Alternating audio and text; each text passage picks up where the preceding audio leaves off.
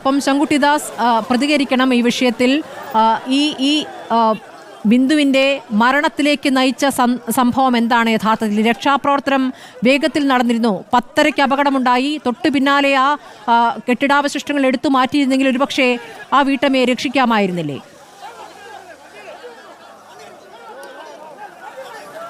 തീർച്ചയായിട്ടും ഒരിക്കലും സംഭവിക്കാൻ പാടില്ലാത്ത ഏറ്റവും ദൗർഭാഗ്യകരമായിട്ടുള്ള ഒരു സംഭവമാണ് ഇന്ന് കേരളത്തിൽ ഉണ്ടായിട്ടുള്ളത്.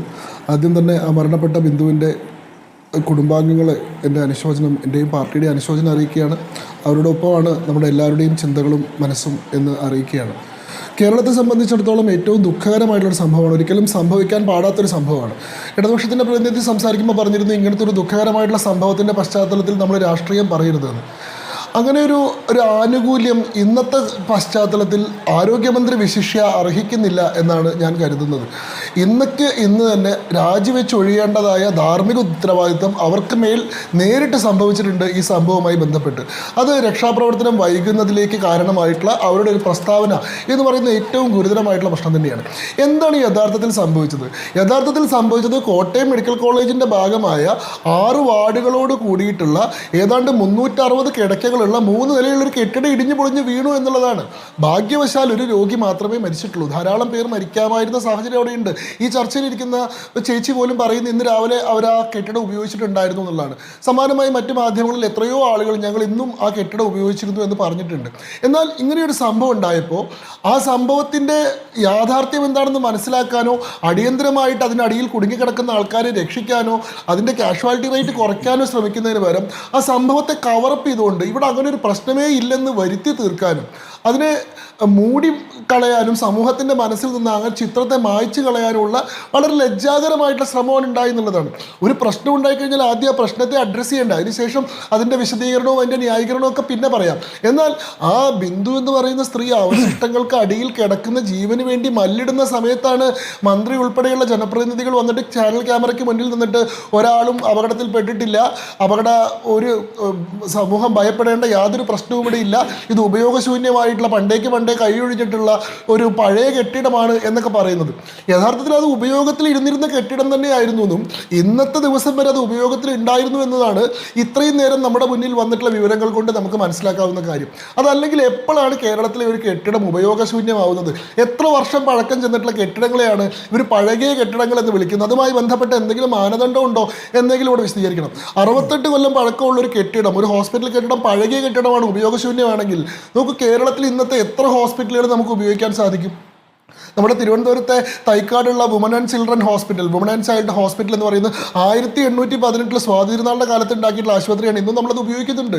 അതേ കാലഘട്ടത്തിൽ തന്നെയാണ് ഫോർട്ട് കൊച്ചിയിലുള്ള പാലസ് ഡിസ്പെൻസറി ഉണ്ടാക്കിയിട്ടുള്ളത്. അത് കൊച്ചി രാജകുടുംബത്തിൻ്റെ നേതൃത്വത്തിൽ ഉണ്ടാക്കിയിട്ടുള്ളതാണ്. 1818 തിരുവനന്തപുരം ഗവൺമെൻറ് എന്താ പറയുക ഹോസ്പിറ്റൽ GH എന്ന് പറയുന്ന തൈക്കാട് തിരുവനന്തപുരത്ത് ഗവൺമെൻറ് ഹോസ്പിറ്റൽ 1865 ഉണ്ടാക്കിയിട്ടുള്ളതാണ്. കൊല്ലത്തെ വിക്ടോറിയ ഹോസ്പിറ്റൽ 1887 ഉണ്ടാക്കിയിട്ടുള്ളതാണ്. കോട്ടക്കൽ ആയുർവേദശാല 1902 ഉണ്ടാക്കിയിട്ടുള്ളതാണ്. 100-200 കൊല്ലം പഴക്കമുള്ള എത്രയോ കെട്ടിടം നമ്മൾ ഉപയോഗിക്കുന്നുണ്ട്. പഴക്കമല്ല, കാലോചിതമായിട്ടുള്ള യാതൊരു പുനരുദ്ധാരണ പ്രവർത്തികളും അതിൻ്റെ നവീകരണത്തിന് വേണ്ടിയിട്ടുള്ള യാതൊരു ശ്രമങ്ങളും നടത്താതെ സമ്പൂർണ്ണ അനാസ്ഥയോടുകൂടി ആ കെട്ടിടത്തിലേക്ക് തിരിഞ്ഞു നോക്കാതെ ഇരുന്നു എന്നുള്ളതാണ് ഈ സംഭവം കാണിക്കുന്നത്. അതല്ലാതെ 68 കൊല്ലം പഴക്കമുള്ളൊരു കെട്ടിടം ഒരു പഴകിയ കെട്ടിടമാണ്, ഉപയോഗശൂന്യമായിട്ടുള്ളൊരു കെട്ടിടമാണെന്ന് പറയുന്ന ഒരു മാനദണ്ഡം നമ്മുടെ നാട്ടിലില്ല.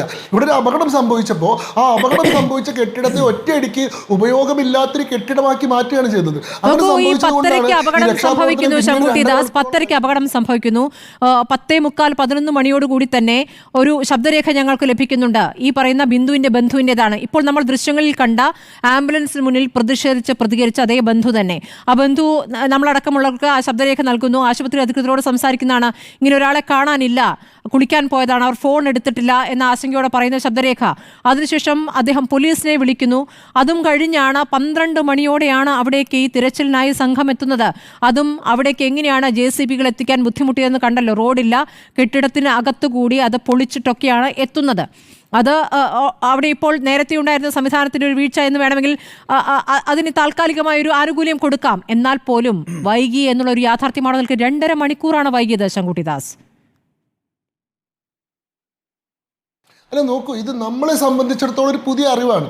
ആ കെട്ടിടത്തിൽ ആൾക്കാർ ഉപയോഗിച്ചിരുന്നു എന്നും ഇന്ന് രാവിലെ കൂടി അവിടെ ആളുകൾ ഉപയോഗിച്ചിരുന്നു എന്നും അതുകൊണ്ട് ആ കെട്ടിടത്തിൻ്റെ അവശിഷ്ടങ്ങൾക്കിടയിൽ ആളുകൾ ഉണ്ടാവാമായിരുന്നു എന്നും 12 മണിയാകുമ്പോഴേ നമ്മൾ അറിയുന്നുള്ളൂ. പക്ഷേ ഈ കോട്ടയം മെഡിക്കൽ കോളേജിൻ്റെ അധികാരികൾക്ക്, ആ ഹോസ്പിറ്റലുമായി ബന്ധപ്പെട്ട് നിൽക്കുന്ന മറ്റാളുകൾക്ക് അത് നേരത്തെ അറിയുന്നൊരു കാര്യമല്ലേ? അവരുടെ മുന്നിൽ സംഭവിക്കുന്ന കാര്യമല്ലേ? 10-11 വാർഡുകളിലെ രോഗികൾ സ്ഥിരമായിട്ട് ഈ പറയുന്ന ശുചിമുറിയാണത്ര ഉപയോഗിക്കുന്നത്. അവിടെയുള്ള 3 ശുചിമുറികളിൽ ഒരു ശുചിമുറി സീൽ ചെയ്തിട്ടുള്ളതാണ്, പൂട്ടി വെച്ചിട്ടുള്ളതാണ്, ഉപയോഗശൂന്യമായതുകൊണ്ട്. മറ്റ് 2 ശുചിമുറികൾ ആളുകൾ സ്ഥിരമായിട്ട് ഉപയോഗിക്കുന്നുണ്ട്. ഇത് അറിഞ്ഞുകൊണ്ടും എന്തുകൊണ്ട് 12 മണി വരെ അവിടെ ഒരു തെരച്ചിൽ നടത്താൻ ഇവർ തയ്യാറായില്ല? കാരണം ആരും പെട്ടിട്ടില്ലെങ്കിൽ അത് അങ്ങനെ ഒരു വാർത്തയാവാതെ പോട്ടെ എന്ന് കരുതി. അവസാനം ഈ മരിച്ചുപോയിട്ടുള്ള ബിന്ദുവിൻ്റെ മകൾ അവർ അമ്മയുടെ ഫോണിലേക്ക് വിളിച്ചിട്ട് കിട്ടുന്നില്ലെന്ന് രേഖാമൂലം പരാതി കൊടുത്തതിന് ശേഷം മാത്രമാണ് ഈ ആൾക്ക് വേണ്ടിയിട്ടുള്ള ഒരു തെരച്ചിൽ നടത്തുന്നത്. അല്ലെങ്കിൽ അങ്ങനെ ഒരു തെരച്ചിലേ അവിടെ സംഭവിക്കുമായിരുന്നില്ല എന്നുള്ളത് ഒരു കാര്യത്തെ കവറപ്പ് ചെയ്യാൻ വേണ്ടി സർക്കാരിൻ്റെ ഭാഗത്ത് നിന്ന് വന്നിട്ട് ഒരു അനാസ്ഥയെ മൂടി വെക്കാൻ വേണ്ടി ഏത് എക്സ്റ്റെൻറ്റ് വരെ പോകാൻ ഇവർ തയ്യാറാണ് എന്നല്ലേ കാണിക്കുന്നത്. ഇവിടെ ലീഗിൻ്റെ പ്രതിനിധി പറഞ്ഞു പ്രതിച്ഛായയുടെ ഇവരുടെ മുഖമുദ്ര എന്നല്ല. ഇത് പ്രതിച്ഛായ എന്ന് പറയുന്നത് ഒരു പോസിറ്റീവായിട്ട് ഇൻസ്പിറേഷനാണ്. അതിന് വേണ്ടി തന്നെയാണ് സർക്കാരുകളും രാഷ്ട്രീയ പാർട്ടിക്കാരും ശ്രമിക്കേണ്ടത്. ഇവിടെ പ്രതിച്ഛായയിൽ ഇവിടെ ദുരഭിമാനമാണ്. തെറ്റ് സംഭവിച്ചാൽ അത് സമ്മതിക്കാൻ മടിച്ചുകൊണ്ട് ആ തെറ്റിനെ വരെ മൂടി വെക്കാനുള്ളൊരു ശ്രമമാണ്. എന്നിട്ടും പറയുന്നത് ഇത് സിസ്റ്റത്തിൻ്റെ പോരായ്മയാണെന്ന്. ഞാൻ ചോദിക്കട്ടെ, ഇത് പുതുതായിട്ട് അധികാരത്തിൽ കയറിയിട്ടുള്ള ആളുകൾ ഞങ്ങൾക്ക് പെട്ടെന്ന് മാറ്റാൻ കഴിയുന്നതല്ല, ഇതൊരു സിസ്റ്റമാണ്, സിസ്റ്റത്തിൻ്റെ പ്രശ്നമാണ് എന്ന് പറഞ്ഞാൽ മനസ്സിലാക്കാം. 10 കൊല്ലമായിട്ട് തുടർച്ചയായിട്ട് ഭരണത്തിലുള്ള ആളുകൾ എങ്ങനെയാണ് ഈ സിസ്റ്റത്തിൻ്റെ മേലെ പഴിചാരി രക്ഷപ്പെടുന്നത്? 2 ടേം തുടർച്ചയായിട്ട് ഭരിച്ചിട്ടും ഇവിടുത്തെ സിസ്റ്റത്തിൽ ഒന്നും മാറ്റം നിങ്ങൾക്ക് സംഭവിച്ചിട്ടില്ലെങ്കിൽ നിങ്ങളുടെ പരാജയം നിങ്ങൾ തുറന്ന് സമ്മതിക്കില്ല.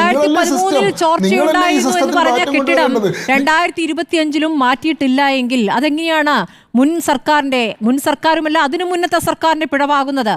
9ാമത്തെ വർഷം പൂർത്തിയാവുകയാണ്, 10ലേക്ക് കടക്കുകയാണ്. എങ്ങനെയാണത് അങ്ങനെ വിശദീകരിക്കപ്പെടാത്ത ഒരു കാര്യമുണ്ടല്ലോ. ഞങ്ങളിതാ പുതിയ കെട്ടിടം തയ്യാറാക്കിയിരിക്കുന്നു, അതിൽ 10 അല്ല 14 തിയേറ്ററുകളുണ്ട് എന്നുള്ള വീരവാദം മുഴക്കേണ്ട ദിവസമാണോ ഇന്നും പറയുന്നത് അതാണ്. അതുകൊണ്ടാണ് ഇതിൽ രാഷ്ട്രീയമുണ്ട്, രാഷ്ട്രീയ പ്രതികരണമാണ് നടത്തുന്നതെന്ന് മനസ്സിലാക്കാനാകുന്നത്. നോക്കൂ, നമുക്ക് സാമാന്യ ബുദ്ധി കൊണ്ട് മനസ്സിലാവുന്ന ചില കാര്യങ്ങളുണ്ട്. ഒരു കെട്ടിടം അപകടാവസ്ഥയിലാണ്, അത് പൊളിച്ചു നീക്കാൻ തീരുമാനിച്ചിട്ടുണ്ടെങ്കിൽ ആദ്യം ചെയ്യുന്ന കാര്യം ആ കെട്ടിടം ബാരിക്കേഡ് ചെയ്യുന്നുള്ളതാണ്. അങ്ങനെ ബാരിക്കേഡ് ചെയ്താൽ പിന്നീട് ഒരു രോഗിയെ പോലും, ഒരു രോഗിയുടെ കൂട്ടിരിപ്പുകാരെ പോലും അങ്ങോട്ട് കടക്കാൻ സമ്മതിക്കില്ല. രോഗികളും രോഗിയുടെ കൂട്ടിരിപ്പുകാരും സ്ഥിരമായിട്ട് ഉപയോഗിക്കുന്ന ഒരു കെട്ടിടം പൊളിച്ചു നീക്കാൻ തീരുമാനിച്ചായിരുന്നു എന്ന് റെട്രോസ്പെക്റ്റീവായിട്ട് ഇവർ അപകടത്തിന് ശേഷം പറയുമ്പോൾ അതിന് എന്ത് വിശ്വാസ്യതയാണുള്ളത്? അങ്ങനെ ഒരു അപകടാവസ്ഥയിലുള്ള കെട്ടിടമാണെങ്കിൽ അത് നേരത്തെ പൊളിച്ചു നീക്കണമായിരുന്നു. 10 കൊല്ലം കൊണ്ട് ഇവർക്ക് അത് സാധിച്ചില്ലേ? ഇനി പൊളിച്ചു നീക്കുന്നതിന് കാലതാമസം നേരിട്ടാൽ പോലും അത് സീൽ ചെയ്യാനും ബാരിക്കേഡ് ചെയ്യാനും ആളുകൾ അങ്ങോട്ട് പോകുന്നില്ലെന്ന് ഉറപ്പുവരുത്താനും ഇവർക്ക് സാധിക്കണമായിരുന്നു. അതൊന്നുമില്ല. ഇതൊക്കെ വെറും ഫാർസാണ്. ഇത് ഇന്ന് രാവിലെ വരെ ആളുകൾ ഉപയോഗിച്ചിരുന്ന 6 വാർഡുകളുള്ള 360 കിടക്കകളുള്ള ആളുകൾ സ്ഥിരമായിട്ട് ഉപയോഗിക്കുന്ന ഒരു കെട്ടിടമാണ്. അത് ഇടിഞ്ഞു പൊളിഞ്ഞ് വീണതോടുകൂടി ഇതൊരു കെട്ടിടമേ അല്ല എന്ന് പ്രഖ്യാപിക്കുകയാണ് ചെയ്തത് എന്നുള്ളതാണ് നമുക്ക് ഈ കാര്യത്തിൽ നിന്ന് മനസ്സിലാവുന്നത്. ഇതിനെ സിസ്റ്റത്തിൻ്റെ മേലെ പഴിചാരി രക്ഷപ്പെടാൻ സാധിക്കില്ല. ഇതിൽ ആരോഗ്യമന്ത്രിക്ക് ഡയറക്റ്റ് ആയിട്ടുള്ള ഉത്തരവാദിത്വമുണ്ട്. കാരണം എന്താ, ആരോഗ്യമന്ത്രി അവിടെ വന്ന് നടത്തിയിട്ടുള്ള പ്രസ്താവന ഇവിടെ യാതൊരു അപകടവും സംഭവിച്ചിട്ടില്ല, ഒരാളുടെ ജീവൻ പോലും നഷ്ടപ്പെട്ടിട്ടില്ല, ഈ അപകടം ഇങ്ങനെ ലഘൂകരിക്കാൻ ഞങ്ങൾക്ക് സാധിച്ചു തുടങ്ങിയിട്ടുള്ള പ്രസ്താവനകൾ യഥാർത്ഥത്തിൽ അതിനടിയിൽ വിക്ടിംസ് ആരെങ്കിലും ഉണ്ടോ, ഡെബ്രിസിനടിയിൽ ആരെങ്കിലും രോഗികൾ ആരെങ്കിലും കുടുങ്ങിക്കിടക്കുന്നുണ്ടോ എന്ന് പരിശോധിക്കുന്നതിൽ നിന്ന് അതിന് ചുമതലപ്പെട്ടിട്ടുള്ള ആളുകളെ തടയുകയും ആ രക്ഷാപ്രവർത്തനത്തെ ഏതാണ്ട് 2.5 മണിക്കൂറോളം താമസിപ്പിക്കുകയാണ് ചെയ്തിട്ടുള്ളത്. ഇതിപ്പോൾ ഒരു രോഗി ആയിപ്പോയി എന്നുള്ളത് നമ്മുടെ ഭാഗ്യം കൊണ്ടാണ്, ദൈവാധീനം കൊണ്ടാണ്. 1-ൽ കൂടുതൽ രോഗികളും ആവാമായിരുന്നു. അപ്പോൾ എന്ത് ന്യായീകരണമാണ് ഇവർ പറയുക? ഇപ്പോൾ ഒരാളല്ലേ മരിച്ചുള്ളൂ എന്നുള്ള ന്യായീകരണത്തിലേക്കാണ്. ഇത് എത്ര വേണമെങ്കിലും ആവാമായിരുന്നല്ലോ. ഇത്രയും അധികം ആളുകൾ ഉപയോഗിക്കുന്ന, സ്ഥിരമായിട്ട് ഉപയോഗിക്കുന്ന ഒരു കെട്ടിടം ഇടിഞ്ഞു പൊളിഞ്ഞ് വീഴുമ്പോൾ ഇതിന് യാതൊരു ഉത്തരവാദിത്വം ഇവർക്ക് ഇല്ലെങ്കിൽ, ഇത് ഞങ്ങൾ പണ്ടേ പൊളിച്ചു നീക്കാൻ നിശ്ചയിച്ചതായിരുന്നു എന്നുള്ളൊരു വെറും വാക്കുകൊണ്ട് ഇവർക്ക് ഇതിൻ്റെ എല്ലാ ഉത്തരവാദിത്വത്തിൽ നിന്നും ഓടി ഒളിക്കാൻ സാധിക്കുന്നുണ്ടെങ്കിൽ, അങ്ങനത്തെ ഒരു സിസ്റ്റം എന്ന് പറയുന്നത് ഇവർ നേരിട്ട് ഉത്തരവാദികളായിട്ടുള്ള, ഇവർക്ക് പരിഹരിക്കാൻ ബാധ്യത ഉണ്ടായിരുന്ന സിസ്റ്റമാണെന്നും ആ സിസ്റ്റത്തിൻ്റെ പോരായ്മ ഇവരുടെ തന്നെ പോരായ്മയായിട്ട് ഏറ്റെടുത്തിട്ട് ധാർമ്മികമായിട്ടുള്ള മൂല്യമെങ്കിലും ഉണ്ടെങ്കിൽ ഇവരിന്ന് രാജിവെക്കണം എന്നാണ് എനിക്ക് പറയാനുള്ളത്. തീർച്ചയായും മന്ത്രിയുടെ രാജി ആവശ്യപ്പെട്ടുകൊണ്ടുള്ള പ്രതിഷേധമാണ് കേരളമാകെ ഇപ്പോൾ.